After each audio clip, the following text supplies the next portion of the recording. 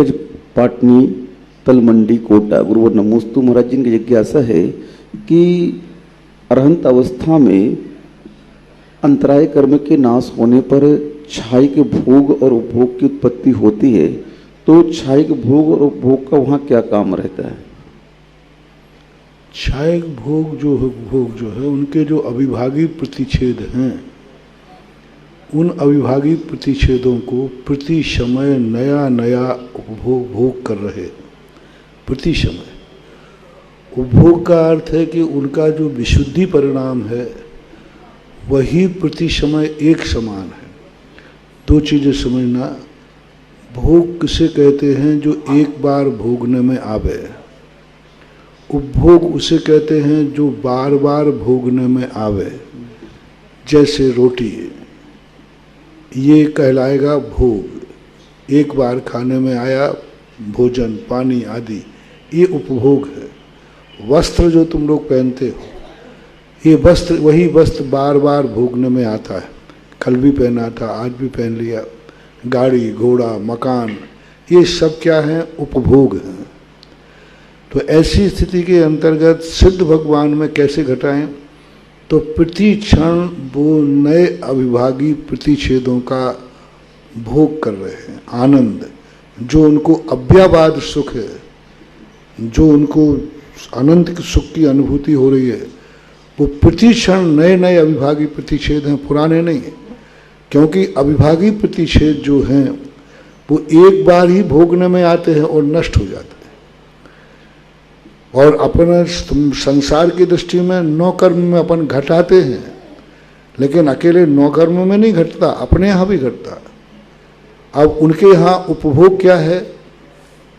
वही बार एक ही प्रकार की विशुद्धि है उनकी, एक ही प्रकार का परिणाम है, एक समान परिणाम है, अनंत विशुद्धि है। अब उसमें ना तो विशुद्धि में घटी है ना बढ़ी है।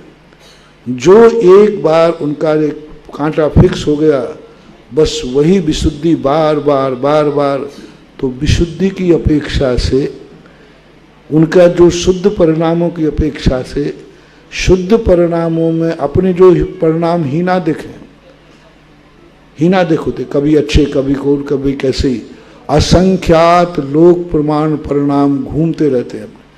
सिद्ध भगवान के परिणामों में कोई घुमाव नहीं है, कोई हीना दिखता नहीं, वही एक ही प्रकार का परिणाम है। तो एक ही प्रकार का परिणाम बार बार वही टर्न हो रहा है, यही उनका उपभोग छायक उपभोग है। क्योंकि वहाँ नौ कर्म पर वस्तु की अपेक्षा भोग और उपभोग नहीं बनता है। यदि द्रावड़ी प्राणायाम के माध्यम से निकालें तो बन सकता है ये कि आकाश द्रव्य आदि के माध्यम से उसी स्थान पर वो रह रहे हैं जिस पर कल थे, उसी पे आज हैं, अनंत काल तक रहेंगे। तो ये आकाश द्रव्य की अपेक्षा धर्म द्रव्य, उनको वही धर्म द्रव्य जो हमारे लिए तो धर्म द्रव्य के नए नए प्रदेश मिलते हैं, उनको वही से क्षेत्र निश्चित होगा। तो क्षेत्र की अपेक्षा एक ही प्रकार का क्षेत्र निश्चित है, उसी क्षेत्र को जीवन भर उपभोग करेंगे तो उस अपेक्षा से उपभोग नाम कर्म है।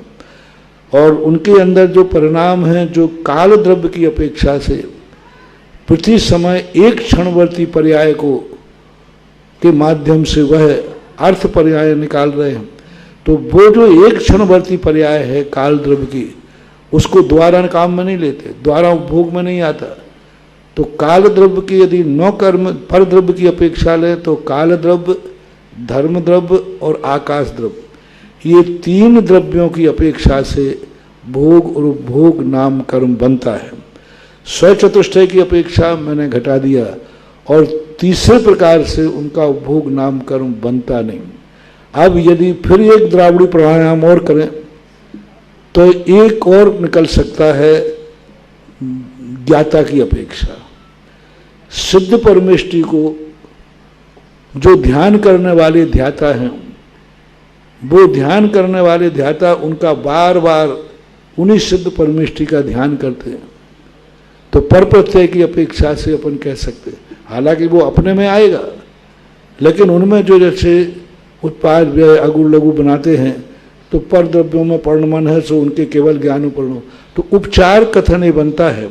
ये दो कथन जो हमने बताए मेरे चिंतन से मैंने ऐसा कहीं स्पष्ट रूप से आगम में मिला नहीं कि सिद्ध भगवान के भोग और भोग कैसे बनाया जाएगा, लेकिन जो थोड़ा बहुत सूत्र मिले उन सूत्रों के आधार पर सिद्ध भगवान में भोग इस प्रकार से मेरे विचार से घटित होता है।